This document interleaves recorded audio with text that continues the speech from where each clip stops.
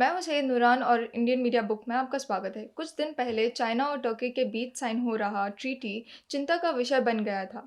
It became a global concern. China और तुर्की के ratification extradition treaty सुनने में काफ़ी ट्रिकी लग रहा है। अगर मैं इसको सिंपल वर्ड्स में बताऊं तो चाइना अभी भी वीगर मुस्लिम्स को ढूंढ रहा है और अब टर्की ऑफिशियली उसकी मदद करेगा। It is to be signed into law and given a formal consent. Let me explain कि वीगर मुस्लिम्स कौन हैं।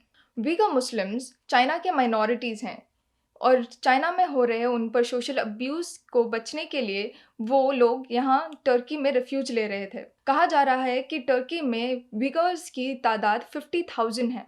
2017 में चाइना और टर्की के बीच एक ड्राफ्ट एक्सट्रेडिशन ट्रीटी साइन हुई थी और उस एग्रीमेंट के तहत टर्की को सारे वीगर मुस्लिम्स या पूरी वीगर कम्युनिटी को चाइना को वापस से डिपोर्ट कर देना था। टर्की के प्रेसिडेंट अर्दोगान ने कोशिश की इसे इन्फोर्स करने की, लेकिन टर्किश पार्लियामेंट ने इसको अपोज करते हुए रिजेक्ट कर दिया। तो प्रेसिडेंट ने एक दूसरा रास्ता अपनाया, जहां वो इनडायरेक्टली वीगर्स को चाइना भेज देते, बगैर किसी लॉ को तोड़े या किसी लॉ मेकर के प्रॉमिस को। तो हुआ ये कि टर्की ने पहले आइडेंटिफाई किया कि कितने लोग रेफ्यूज ले रहे हैं और फिर थोड़े थोड़े करके किसी दूसरे देश को भेजते और वहाँ से चाइना उनको टेक ओवर कर लेते। और ये पूरा सीक्रेसी में होता था। बहुत सारे लोगों को इसकी इन्फॉर्मेशन भी नहीं थी और पता भी नहीं चला until it came out. China अब किसी भी तरह का इनडायरेक्ट प्रोसेस नहीं चाहता। चाइना को अब डायरेक्ट और ऑफिशियल तरह से चाहिए, मतलब टर्की से चाइना डायरेक्टली डिपोर्ट। अब कोई थर्ड कंट्री इन्वॉल्वमेंट नहीं दिखाएगी अपना। तो चाइना का कहना है कि इस तरह की ट्रीटी से और इस तरह से बायलैटरल जुडिशियल कॉर्पोरेशन बनेगा और किसी भी तरह का ट्रांसनेशनल क्राइम यानी टेररिज्म को रोक सकते हैं। तो अब सवाल उठता है कि टर्की क्या करेगा। वैसे तो टर्की ने ऑफिशियल मंजूरी नहीं दी है, all thanks to opposition party, क्योंकि उन्होंने प्रेसिडेंट अर्दोगान पर प्रेशर बनाए रखे हैं और उनका कहना है कि अगर किसी भी तरह की मंजूरी दी गई तो ये सीधा सीधा तरीका होगा लोगों पर प्रोसिक्यूशन करने का।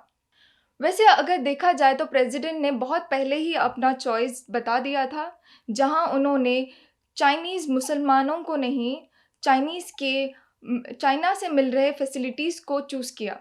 2019 में प्रेसिडेंट अर्दोगान ने कहा कि शिनजियांग में मुस्लिम्स बहुत ही आराम से जी रहे हैं, पर जब 2020 में United Nations human right council ने ह्यूमन राइट्स वायलेशन मीट की और चाइना पर सवाल उठाए अनलॉफुल एक्टिविटीज़ और ह्यूमन राइट्स वायलेशंस पर, जहां दूसरे देशों ने भी सवाल उठाया लेकिन टर्की ने एक वर्ड भी नहीं कहा। क्या है इस चुप्पी का राज? 2010 में चाइना और टर्की के बीच 8 कॉर्पोरेटिव स्ट्रैटेजिक पैक्ट्स बनाए गए, जिससे $100 मिलियन का एनुअल ट्रेड वॉल्यूम बढ़ गया था।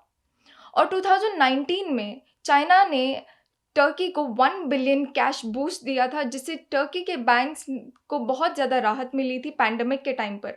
इसे हमें एक और बात नोटिस करने को मिलती है, जहां प्रेसिडेंट अर्दोगान जो पूरी दुनिया के मुस्लिम्स के लिए खड़े होते हैं, वो वहीं चाइनीज़ मुस्लिम्स पर हो रहे जुल्म को बढ़ावा दे रहे थे। और जो लोग यानी वीगर मुस्लिम्स हैं, वो रैली कर रहे हैं, यूएन से मदद मांग रहे हैं और कह रहे हैं कि अगर ऐसा कुछ होता है यानी ट्रीटी मंजूर होती है तो चाइना उनको माफ़ नहीं करेगा, क्योंकि अकॉर्डिंग टू चाइना ये जितने भी 50,000 लोग हैं ये पूरे क्रिमिनल्स हैं। जहां वीगर मुस्लिम्स परेशान हैं कि वो कहाँ जाएं, क्या करें, तो देखते हैं कि यूएन उनके सेफ्टी के लिए क्या मेजर्स लेता है। तो आप बने रहिए इंडियन मीडिया बुक के साथ and thank you for watching.